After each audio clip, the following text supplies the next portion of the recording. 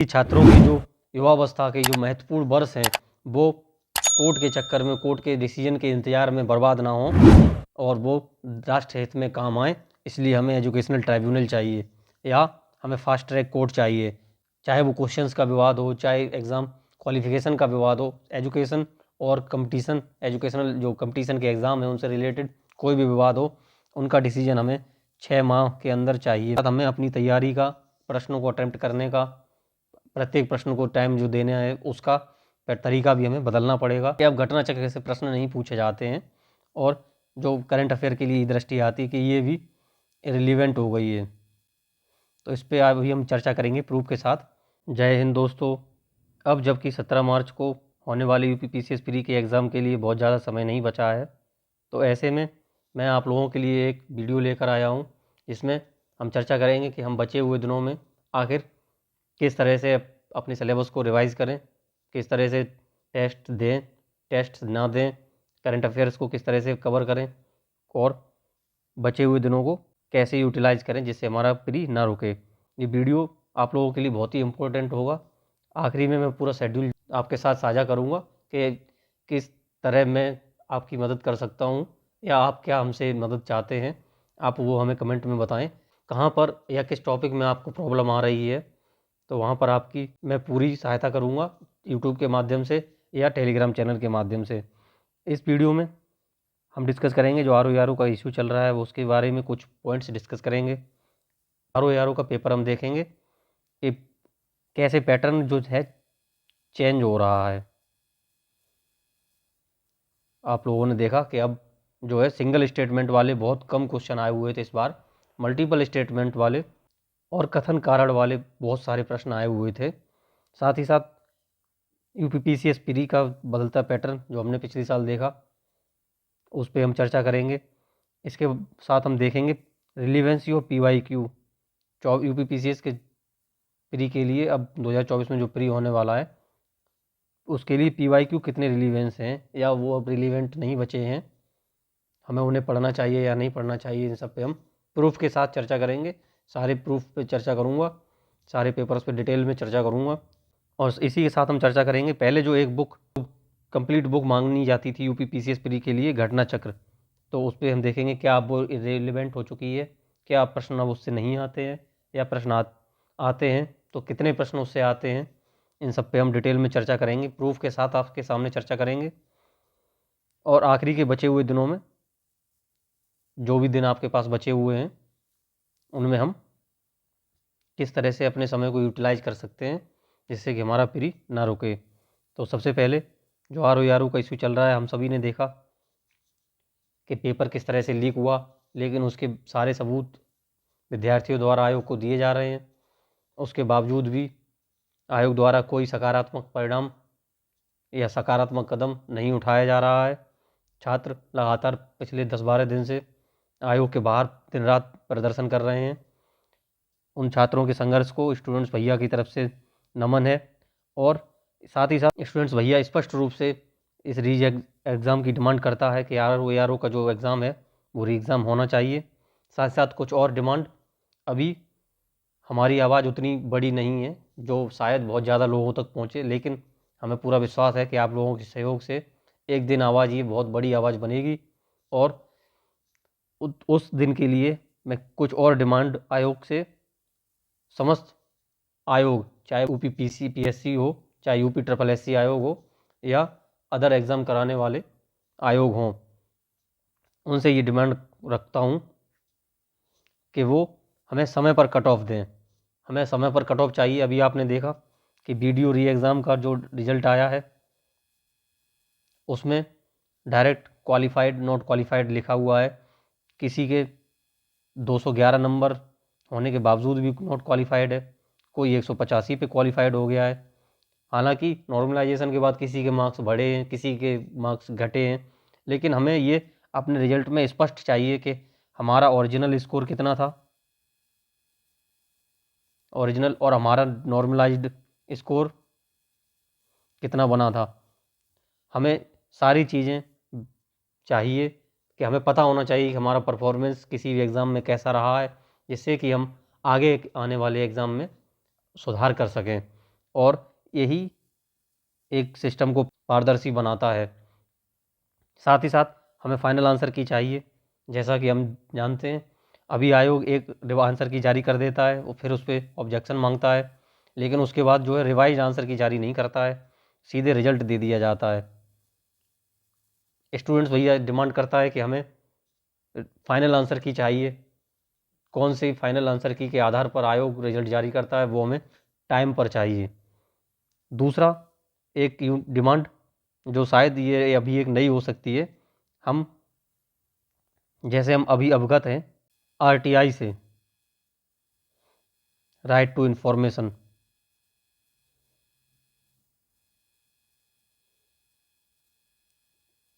RTE से, right to education. ठीक इसी तरह हम डिमांड करते हैं आरटीसी। इसे एक नाम आप कैसे भी चेंज कर सकते हैं, राइट टू कंपटीशन।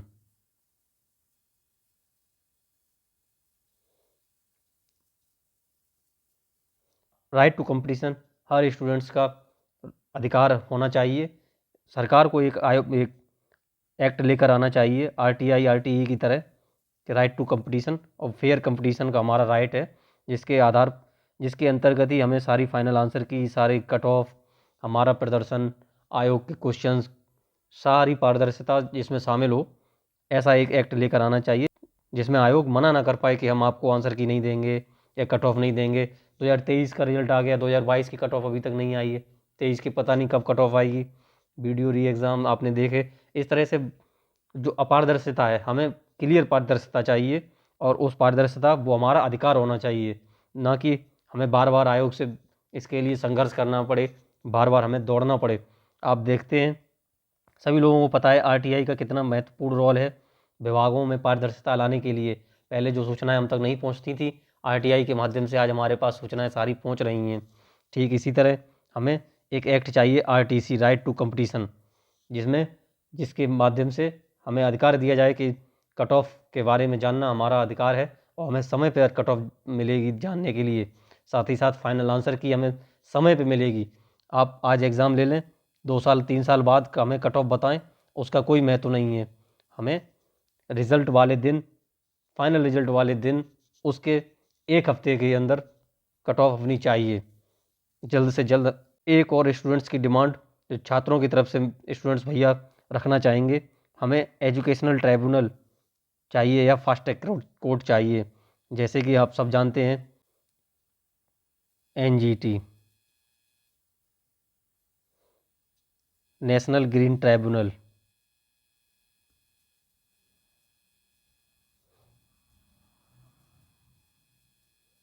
ठीक इसी तरह कंपनी लॉ ट्राइब्यूनल, इसी तरह है सर्विस के ट्राइब्यूनल्स बने हुए हैं, अलग अलग कोर्ट बने हुए हैं। एनजीटी यहाँ सिर्फ पर्यावरण से संबंधित मुकदमे सुने जाते हैं, और जिससे कि उनका समय पे और जल्दी से निदान हो पाता है। साथ ही साथ जो हमारे रेगुलर कोर्ट्स हैं उनके ऊपर भी केसेस की पेंडेंसी कम होती है। ठीक इसी तरह से हम डिमांड करते हैं हमें एक एजुकेशनल ट्राइब्यूनल चाहिए, जिसमें सिर्फ एजुकेशन और कंपटीशन से रिलेटेड मुकदमे सुने जाएं, और जिससे कि उनका जल्द से जल्द निपटारा हो। बहुत से केस आप देख रहे हैं कोर्ट में फंसे हुए हैं, कई कई केसेस का 4 साल 5 साल तक डिसीजन ही नहीं आ पाता है, क्योंकि केसेस के कोर्ट्स के पास इतनी पेंडेंसी है कि समय पर रिजल्ट ही नहीं आ पाता है, डिसीजन नहीं आ पाता है। इसीलिए हम डिमांड करते हैं डेडिकेटेड एजुकेशनल ट्राइब्यूनल की, जिससे कि हमारा समय पर रिजल्ट डिसीजन आए, जिससे कि छात्रों की जो युवावस्था के जो महत्वपूर्ण वर्ष हैं वो कोर्ट के चक्कर में, कोर्ट के डिसीजन के इंतज़ार में बर्बाद ना हो, और वो राष्ट्र हित में काम आए। इसलिए हमें एजुकेशनल ट्राइब्यूनल चाहिए, या हमें फास्ट ट्रैक कोर्ट चाहिए। जैसे कि अनेक अनेक केसेस में फास्ट ट्रैक कोर्ट बनाए जाते हैं, जहाँ लगभग डेली मुकदमों की सुनवाई होती है, और डिसीजन 3 महीने 6 महीने के अंदर डिसीजन, फाइनल डिसीजन आ जाता है। ठीक ऐसा ही एक हमें फास्ट ट्रैक कोर्ट चाहिए स्पेशल एजुकेशनल मैटर्स के लिए, जहां कोई भी ऐसा विवादित मुद्दा, चाहे वो क्वेश्चंस का विवाद हो, चाहे एग्ज़ाम क्वालिफिकेशन का विवाद हो, एजुकेशन और कंपटीशन, एजुकेशनल जो कंपटीशन के एग्ज़ाम हैं उनसे रिलेटेड कोई भी विवाद हो, उनका डिसीजन हमें 6 माह के अंदर चाहिए। मैक्सिमम 6 माह के अंदर हमें डिसीजन मिले। इनमें से कोई भी ऐसा काम नहीं है जो करने योग्य ना हो।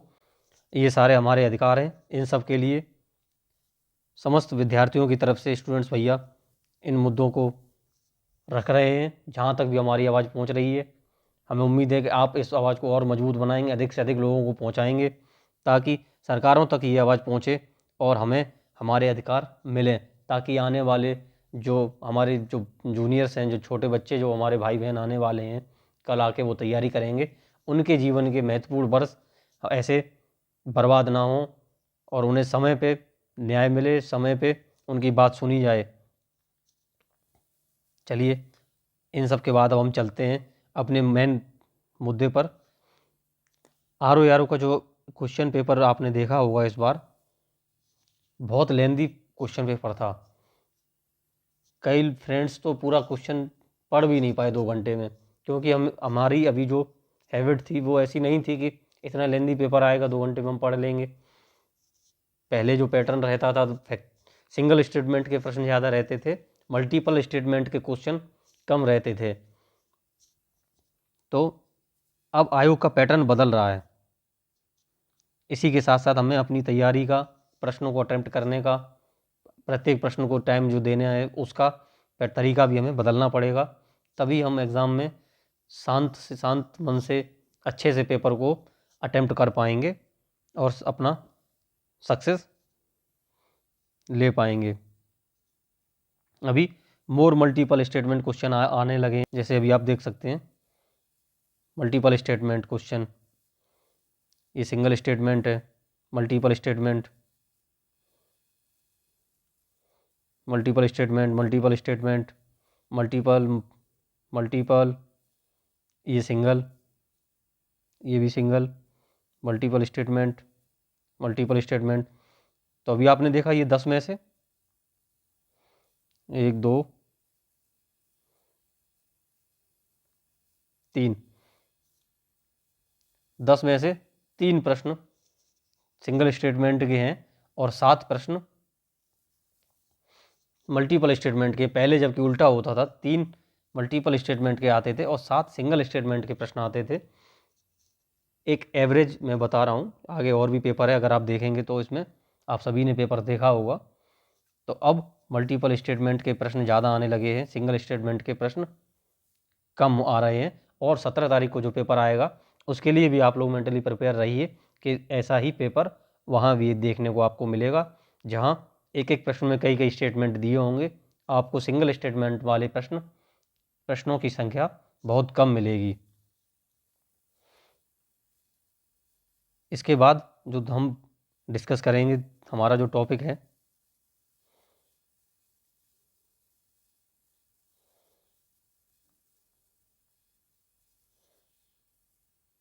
Alarm for UPPSC 2024। इसका क्या अलार्म है? जो अभी मैंने आपको बताया कि आपको एक लेंदी पेपर के लिए अपने आप को तैयार करना होगा। अब पेपर लेंदी आएगा, समय 2 ही घंटे होगा। आपको जो प्रत्येक प्रश्न को आप जो समय देते हैं, अब आपके पास वो कम होगा, लेकिन कंटेंट ज़्यादा हुआ। थॉट प्रोसेस को आपको ज़्यादा अपना यूज़ करना पड़ेगा, दिमाग मन को ज़्यादा शांत रखना पड़ेगा। सिंगल स्टेटमेंट प्रश्न आपको कम देखने को मिलेंगे। Relevancy of PYQ। अब हम रिलीवेंसी ऑफ PYQ देखते हैं। तो PYQ की एकमात्र ऐसा सोर्स है जो हमें बताता है कि पैटर्न क्या है, कौन से वो टॉपिक्स हैं जिन पर आयोग ज़्यादा प्रश्न पूछ रहा है। तो PYQ को हम कभी भी निगलेक्ट नहीं कर सकते हैं। PYQ के एनालिसिस से एक चीज़ और आप देख सकते हैं, जो कि UPSC में बहुत ज़्यादा चर्चित हैं, एलिमिनेशन मेथड्स, या कैसे स्टेटमेंट आयोग देता है आप लोगों को फंसाने के लिए। तो जैसे कैन नॉट का कहीं अगर कैन नॉट का अगर कहीं प्रयोग करते हैं तो लगभग मैक्सिमम टाइम ये स्टेटमेंट गलत होता है। कहीं पे अगर कॉन्स्टिट्यूशन वर्ड आता है तो ज़्यादातर ये प्रश्न गलत होता है। हमेशा 100% नहीं होता है, लेकिन 70% टाइम ऐसे वर्ड अगर किसी प्रश्न में आपको दिखते हैं तो वो गलत होते हैं। तो इस तरह से PYQ से आप देख सकते हैं कि एग्जामिनर जिसने पेपर सेट किया है उसने ऑप्शंस को कैसे डिजाइन किया है। उसने ऑप्शंस में जो आप ऑप्शन गलत हो रहे हैं उनमें कौन से स्पेसिफिक वर्ड का चयन किया हुआ है। इस तरह से आप उनको एनालिसिस करेंगे। PYQ तो बहुत इंपॉर्टेंट है हर पेपर के लिए। साथ साथ अब हम देखते हैं अगला जो टॉपिक है, सबसे इम्पोर्टेंट घटना चक्र। अभी जो चर्चा चल रही है कई जगह कि अब घटना चक्र से प्रश्न नहीं पूछे जाते हैं, और जो करंट अफेयर के लिए दृष्टि आती है कि ये भी रिलीवेंट हो गई है। तो इस पर अभी हम चर्चा करेंगे प्रूफ के साथ। आइए देखते हैं कि घटना चक्र क्या क्या रिलीवेंस बचा हुआ है। उसमें एक बात तो स्पष्ट है कि अब जो डायरेक्ट प्रश्न जब एक सिंगल स्टेटमेंट वाले आने कम हो गए हैं, तो इसी के साथ साथ घटना चक्र से डायरेक्ट प्रश्न आने कम हो गए हैं, ये तो बात तय है। लेकिन अब ऐसे प्रश्न आ रहे हैं, अगर आपने घटना चक्र पढ़ा है, सही से पढ़ा है, तो आप बहुत से प्रश्नों को हल कर ले जाएंगे, और नहीं हल कर पाएंगे तो उसके दो ऑप्शंस को एलिमिनेट कर ले जाएंगे। आइए देखते हैं कैसे। अभी जैसे ये नहीं, ये तो अलग प्रश्न है, इसे आप छोड़ने लायक है। ये रीजनिंग का है, ये करंट का है, ये आपको दिया हुआ, ये ई दृष्टि में दिया हुआ है, ई दृष्टि से आया वो प्रश्न है।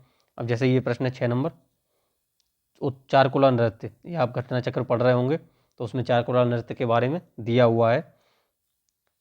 एग्जैक्ट सेम टू सेम यही प्रश्न नहीं दिया हुआ, लेकिन ये दिया है कि चारकुला नृत्य कहाँ पर होता है। यहाँ अवध क्षेत्र लिखा है, ये ब्रज क्षेत्र होगा। तो अगर इस तरह से आपको पता होगा तो एक एलिमिनेशन आप जैसे ही देखेंगे ये स्टेटमेंट यहाँ गलत दिया हुआ है, तो पहला गलत है। ये गया आपका आंसर, केवल 2 आ गया। इस तरह से आप घटना चक्र के माध्यम से सही आंसर्स को टिक कर सकते हैं। अभी ऐसे ये दूसरा है। अब डिट्टो, ये सेम टू सेम ऐसा प्रश्न नहीं है, लेकिन आप देखेंगे घटना चक्र में मसाला बोर्ड, चाय बोर्ड, कॉफ़ी बोर्ड, इनके ऑफिस, इनके मुख्यालय दिए हुए हैं।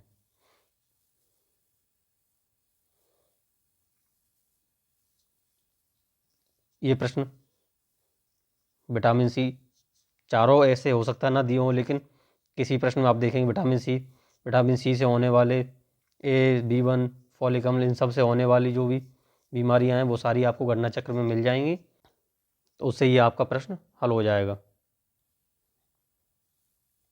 इसके बाद अगला प्रश्न हम देखेंगे राज्य की नीति निर्देशक तत्व।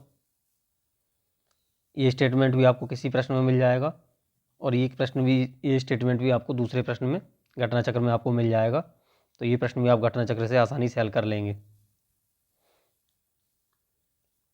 अब जैसे 28 नंबर में जो आपका प्रश्न है, ये जो मैंने चेक किया था, ये मैंने 2020 वाली घटना चक्र से किया था। मेरे पास पुरानी घटना चक्र पड़ी हुई थी, अपडेटेड में शायद 1-2 ऑप्शंस और हों, लेकिन इस वाली में अगर देखेंगे तो घटना चक्र में आपको अनुच्छेद 124, 143 ये मिल जाएगा। इससे आप अपने आंसर तक पहुंच सकते हैं। अब घटना चक्र डायरेक्ट प्रश्न नहीं देगा, लेकिन एलिमिनेशन में वो आपकी बहुत ज़्यादा हेल्प करने वाला है। इसमें ये सीधा प्रश्न अलग अलग जगहों पर लिखा हुआ है, अलग अलग प्रश्नों के मिला के बनाया गया ये प्रश्न है, घटना चक्र से हल हो जाएगा। साइमन कमीशन के बारे में दिया हुआ है, तारीख दी है कब भारत आया है, इससे वो प्रश्न आप हल कर सकते हैं। पश्चिम बिहार श्रावस्ती में लगने वाला मंदिर, सारी योजनाएं ना दी हो सकता है, लेकिन इन मिशन इंद्रधनुष, मुस्कान स्कीम और जन आरोग्य योजना ये मिल जाएंगी घटना चक्र में। इससे आप अपने ऑप्शन के पास पहुंच जाएंगे। ये तो डिट्टो दिया हुआ घटना चक्र में। भारत में ब्रिटिश काल में किसके कार्यकाल में पहली बार जनगणना हुई? Lord Mayo. ये प्रश्न है, एंडीज दिया है, अपलेजियन दिया है, आल्प्स दिया है। इससे आप अपने ये भी प्रश्न आप हल कर सकते हैं। ये अनुच्छेद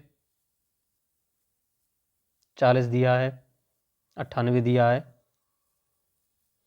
इससे भी आप अपने एलिमिनेशन के माध्यम से अब आपको एलिमिनेशन सीखना होगा। एलिमिनेशन आपको आएगा, आगे बताएंगे, चर्चा करेंगे क्या करना है उस पर। अभी हम ये देख लेते हैं ये वाला प्रश्न। सारे तो हो सकता है आपको ऐसे ना दिए हैं, नहीं दिए होंगे, लेकिन आप देखेंगे तो तारीख़ फ़िरोज़शाही, फुतकात फ़िरोज़शाही ये आपको मिल जाएगी घटना चक्र में, और आप अपने ऑप्शन पे पहुंच जाएंगे। राजधानी, चारों राजधानी नहीं दिए, लेकिन आप देखेंगे तो, लेकिन आपको एक राजधानी भी अगर उसमें मिल गई तो आप उससे अपने एलिमिनेशन के मेथड से अपने ऑप्शंस तक पहुंच जाएंगे। ये आपको ये ऐसे ही दिया हुआ है, प्रश्न है उसमें 3 राज्य दिए हुए हैं, चौथा नहीं था, इसमें 4 पूछे हुए हैं। ये प्रश्न अनुसूचित क्षेत्रों के संदर्भ में आपको घटना चक्र से हल हो जाएगा, मिल जाएगा। कालक्रम मुगल शासकों का घटना चक्र में आप मिल जाएगा। नृत्य आपको घटना चक्र में ये भी मिल जाएगा। मिनीमाटा ये आपको डायरेक्ट घटना चक्र में मिल जाएगा। ये अकादमी, उत्तर प्रदेश में अकादमी, ललित कला अकादमी, संगीत नाटक अकादमी, ये 2 तो मिलनी ही मिलनी है, ये मिल जाएंगी। ये प्रश्न आपको मिल जाएगा। ये आपको मिल जाएगा, इनमें ईयर लिखी होगी। ऐसे प्रश्न क्रम के आधार पर नहीं मिलेगा, लेकिन आपको नाबार्ड की स्थापना मिल जाएगी, बैंकों का राष्ट्रीयकरण मिल जाएगा, इससे आपका ये प्रश्न हल हो जाएगा। भारत का महान्यायवादी ये आपको मिल जाएगा। ये आपको मिल जाएगा संविधान संघ की कार्यपालिका शक्ति, रॉकेट का सिद्धांत मिल जाएगा, संविधान की प्रस्तावना ये सेम टू सेम आपको मिल जाएगी। एगमार्क ये वाला भी प्रश्न सेम टू सेम मिल जाएगा। भारत में वन्यजीवों के संरक्षण ये आपको मिल जाएगा।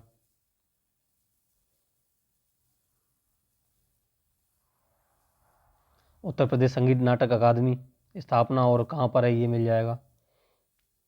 ओडीओपी, काला नमक, आंवला, ये 2 मिल जाएंगे। ये 2 बहुत कॉमन है, कई बार पूछे जा चुके हैं, घटना चक्र में अवेलेबल हैं, आप चेक कर सकते हैं। आप ए का तीसरा लगाएंगे, जैसे ही आपने ए का तीसरा लगाया 2 सी और बी आपके कैंसिल हो गए, आप अपने एलिमिनेशन के पास पहुंच जाएंगे।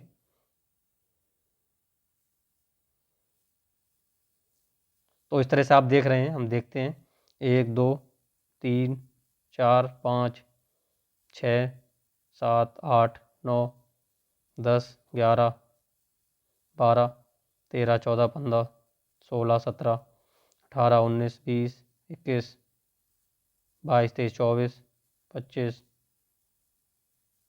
26 27 28 29 30। तो इस तरह से हमने देखा। अभी हमने सारे प्रश्न नहीं लिए हुए थे, कुछ छोड़ दिए थे, वीडियो फिर बहुत ज़्यादा लेंदी हो जाता है, इसलिए ये मैंने आपको एक सैंपल के रूप में दिखाया है। तब भी मिनिमम 30 प्रश्न हैं, लेकिन मैं ये कहूँगा आपको लगभग 40 प्रश्न आपके घटना चक्र से हल हो जाएंगे। अगर आपने घटना चक्र को सही से पढ़ा है तो एलिमिनेशन का मेथड यूज़ करके और उसकी दी हुई जानकारी को यूज़ करके आप 40 के आसपास प्रश्न आसानी से सही कर सकते हैं। और दूसरी जो ई दृष्टि थी, करंट आपने देखा जो भी आया वो ई दृष्टि से आया हुआ है। ई दृष्टि और घटनासार दो मैगजीन से करंट आपका हो जाएगा। तो अभी बिल्कुल ऐसा ना सोचें आप लोग कि घटना चक्र आप लोगों के लिए अब इरेलीवेंट हो गई है। मैंने जितनी भी वीडियो बनी हुई हैं आपने देखा कि मैं सारे प्रूफ के साथ ही चर्चा करता हूँ, बिना प्रूफ के कोई बात नहीं करता हूँ। तो ज़्यादा आप लोगों को टेंशन लेने की, चिंता करने की ज़रूरत नहीं है। आप लोग घटना चक्र पढ़ते आए हैं, अभी पढ़ते रहिए, उसको अच्छे से पढ़िए। अब बचे हुए दिनों में हम देखते हैं कि अब हमें क्या करना है, कि बचे हुए दिनों में हम अब क्या करें। तो बचे हुए दिनों के लिए अब हमें अपने जो अभी तक हम पढ़ते आए हैं तरीके को चेंज करना है। क्या चेंज करना है? इसमें हमें सबसे ज़्यादा पहले टेस्ट सीरीज ज़रूर देनी है। टाइम लिमिट में 2 घंटे का हमारा पेपर है, तो हमें अभी कम से कम लगभग 1 घंटा 50 मिनट मान के टेस्ट लगाने हैं। 10 मिनट तो हमारा, जब हम एग्ज़ाम हॉल में होते हैं तो एग्ज़ाम हॉल का अलग प्रेशर होता है, साथ में हमें अटेंडेंस शीट भरनी होती है, चेकिंग होती है, साइन करना होता है, थंब इम्प्रेशन लगाना होता है, उसमें समय जाता है। तो उन सब के लिए जब हम घर पे बैठे होते हैं तो हमें एक घंटा 50 मिनट मैक्सिमम, इससे कम कर सकते हैं तो ज़्यादा सही है, इससे ज़्यादा ना करें। घर पे 2 घंटे में तो ना ही करें, क्योंकि अगर घर पे 2 घंटे लेंगे तो वहाँ आप 2 घंटे में पेपर सॉल्व नहीं कर पाएंगे, 10-15 मिनट पहले ही हल करें। इसका प्रैक्टिस करनी है, इसकी प्रैक्टिस करनी है। क्यों करनी है? क्योंकि अब आपने देखा आपके पास मल्टीपल स्टेटमेंट वाले क्वेश्चन आएंगे पेपर में, सिंगल स्टेटमेंट वाले क्वेश्चन कम आएंगे, जिसकी वजह से आपका पेपर लेंथी होगा, और लेंथी होने की वजह से आपको प्रत्येक प्रश्न पर जो आप पहले समय देते थे, पहले की जो आपकी हमारी आदत पड़ी हुई थी, हैबिट बनी हुई थी, उससे अगर हम चलेंगे तो हम पूरा पेपर अटेम्प्ट नहीं कर पाएंगे, पूरा पेपर पढ़ नहीं पाएंगे, या हम पढ़ेंगे तो बहुत जल्दी जल्दी हड़बड़ी में पढ़ना हमको पड़ेगा, और हड़बड़ी में जल्दबाजी में हमसे मिस्टेक होने के चांस ज़्यादा होंगे। इसलिए जो भी मिस्टेक होनी है, जो भी चांसेस गड़बड़ी के हैं, उन्हें हमें यहीं पे ख़त्म कर देना है टेस्ट सीरीज में। टेस्ट सीरीज लगानी है, लेकिन इनके नंबर पे हमें ध्यान नहीं देना है, बस कोशिश ये करनी है कि 1 घंटा 45 मिनट, 1 घंटा 50 मिनट में हमें पूरे 150 प्रश्न हमें अटैम्प्ट करने हैं। टेस्ट सीरीज लगाने के लिए एक 3-5 का रूल है। ये 3-5 का रूल क्या है? ये रूल है कि या तो हमें 3 कोचिंग की 5-5 फुल लेंथ टेस्ट लगाने हैं। 15 दिन तक हमें ये लगाना, मतलब हम 10 तारीख तक, 10 मार्च तक हम टेस्ट सीरीज लगाएंगे। इतने दिन में हमारा अभ्यास हो जाएगा। 3 कोचिंग की क्यों? कि अलग अलग कोचिंग के टेस्ट का, प्रश्नों का लेवल, डिफ़िकल्टी लेवल, पैटर्न अलग अलग होता है, तो हम 2-3 लगा लेंगे तो हमारे टेस्ट में डाइवर्सिफिकेशन आ जाएगा। या आप 5 कोचिंग की 3-3 लगाइए। तो ये 3-5 का रूल है, कोई भी आप कुछ भी कर सकते हैं। 10 तारीख तक आपको टेस्ट देना है डेली। अच्छा रहेगा अगर आप सुबह एग्ज़ाम टाइमिंग में 9:30 से 11:20, 11:15 तक अगर प्रश्न हल करेंगे तो ज़्यादा सही रहेगा। आपको एग्ज़ाम वाले दिन भी ऐसा लगेगा कि आप घर पर टेस्ट सीरीज लगा रहे हैं, तो ज़्यादा आप प्रेशर फील नहीं करेंगे और एग्ज़ाम ज़्यादा अच्छे से होगा। साथ साथ करना क्या है, सिर्फ आपको टेस्ट नहीं देना है, टेस्ट देने के साथ साथ टेस्ट का हमें फिर उसका एनालिसिस करना है, और उस टेस्ट के शॉर्ट नोट्स बनाने हैं। सिर्फ वो क्वेश्चन जो नहीं आ रहे हैं, जिन पे डाउट है, उनकी फैक्ट्स, इंपॉर्टेंट फैक्ट्स लिखने हैं। इन पे हमें 2-2.5 घंटे देना है। तो एक टेस्ट हमारा 4 से 5 घंटे में हमें ये प्रैक्टिस डेली करनी है, इस पे देना है। दूसरा काम जो हमें करना है, करंट अफेयर डेली पढ़ना है। हमें करंट अफेयर डेली पढ़ना है। डेली क्यों पढ़ना है? क्योंकि करंट अफेयर में फैक्ट होते हैं, हमें फैक्ट मेमोराइज करने हैं, हमें फैक्ट याद करने हैं। तो आप सोचो कि आप 5 दिन में 6-6, 7-7 घंटे पढ़ के आप फैक्ट याद कर लोगे, तो वो पॉसिबल नहीं है, वहाँ गलती होने के चांसेस ज़्यादा रहेंगे एज कम्पेयर टू आप 1-1 घंटा डेली याद करो। करंट अफेयर आपको कैसा याद करना है? पहले करंट अफेयर भी डायरेक्ट पूछा जाता था, जैसे कि स्मार्ट सिटी का सम्मेलन कहाँ हुआ, तो हम सिटी का नाम बता देते थे, लेकिन आपने देखा अभी पूछा गया है उसके बारे में कि किस मंथ में हुआ। तो करंट अफेयर भी आपसे मल्टीपल स्टेटमेंट वाला पूछा जाएगा, ना कि सिंगल स्टेटमेंट वाला। दोनों रहेंगे, लेकिन मल्टीपल स्टेटमेंट वाले करंट अफेयर ज़्यादा रहेंगे। तो हमें मेंटली ऐसे ही करंट अफेयर के लिए प्रिपेयर होना है। डायरेक्ट ऐसा हमें प्रिपेयर नहीं सोचना है कि ऐसे प्रश्न हम, जो पहले इतनी इन्फॉर्मेशन हम छोड़ देते थे कि किस मंथ में हुआ है, अब तो डेट भी पूछने लगा है।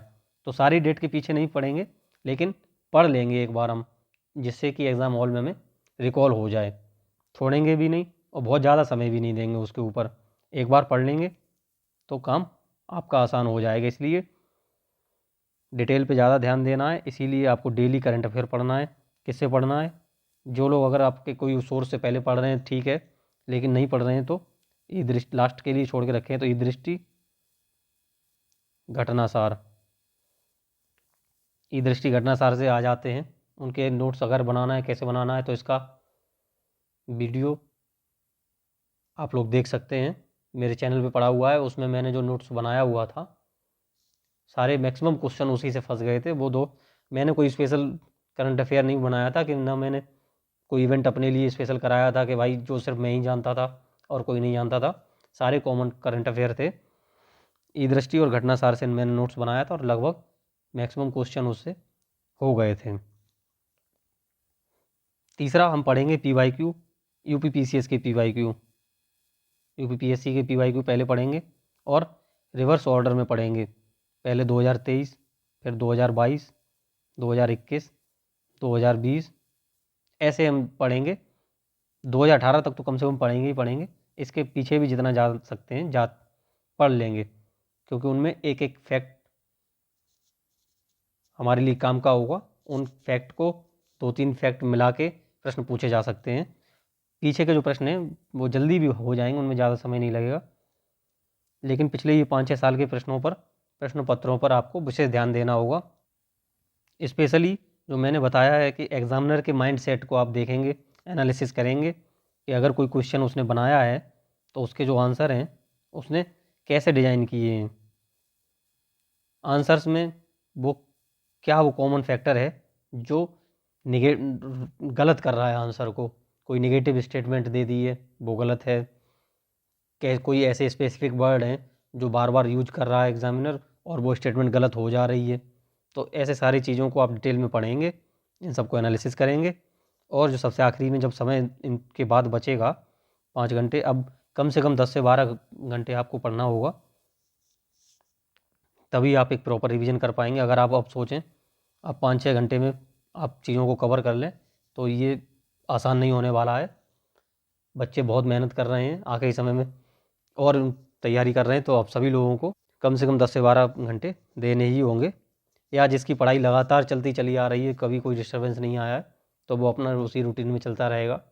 किसी के पास अगर समय नहीं है वो अलग बात है, लेकिन अगर आप समय निकाल सकते हैं तो पहली बात तो घंटे ना देखें, जितना ज़्यादा हो सकता है उतना पढ़ें, लेकिन कम से कम 10-12 घंटे आपको देने होंगे।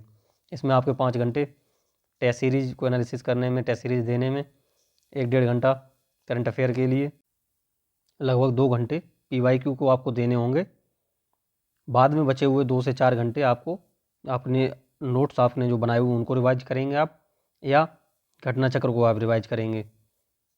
घटना चक्र को आप कैसे पढ़ेंगे, अभी जैसे 22 अगर दिन हैं तो आप इन्हें बड़े सब्जेक्ट छोटे सब्जेक्ट के रूप में डिवाइड कर सकते हैं। जैसे साइंस हो गया, हिस्ट्री हो गया,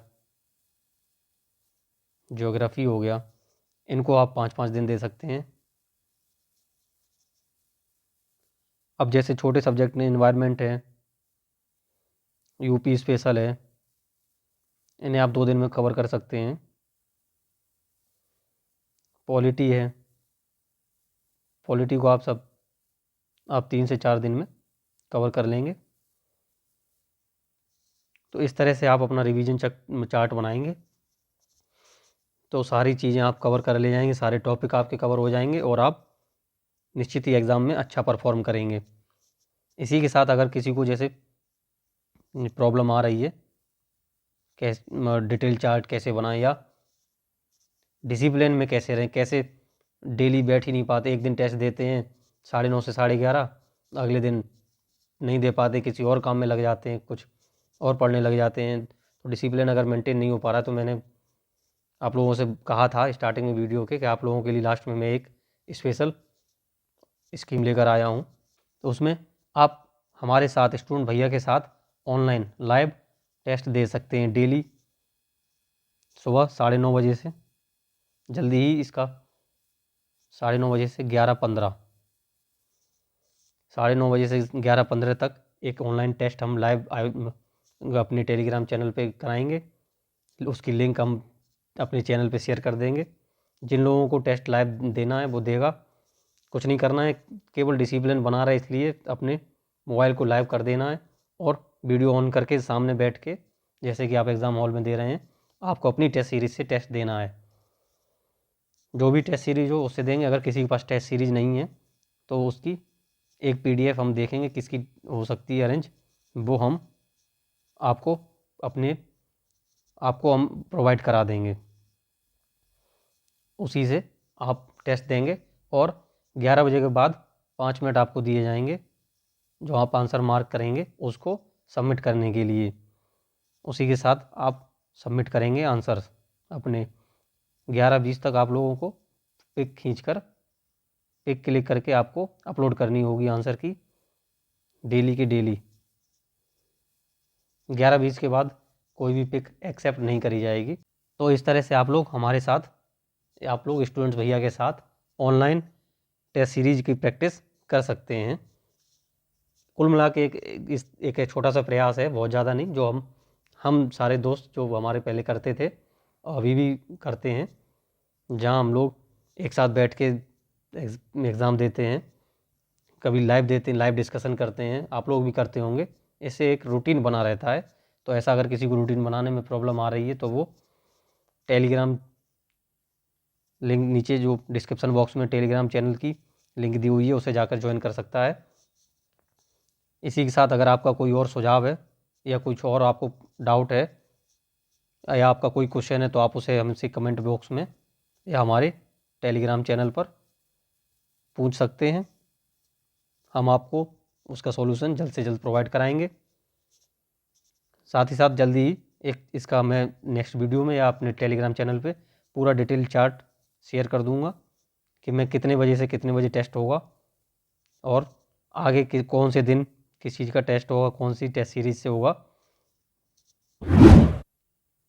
और कितने दिनों में क्या रिवाइज करें, इसका एक डिटेल चार्ट बना के आपके साथ शेयर कर दूंगा, जिससे आप लोगों को सिर्फ पढ़ना हो, ज़्यादा सोचना ना पड़े। उसी के प्रिंट आउट आप ले लेना, अपने रूम में रख लेना, डेली टिक करते जाना कि हाँ ये आज का ये टास्क है, आज का ये टास्क हो गया, ये बचा है, ये नहीं हुआ। सारे टास्क आप लोग कंप्लीट करें, तैयारी को बेहतर बनाएं और प्री क्वालिफाई करें, अधिकारी बने। तब तक के लिए जय हिंद।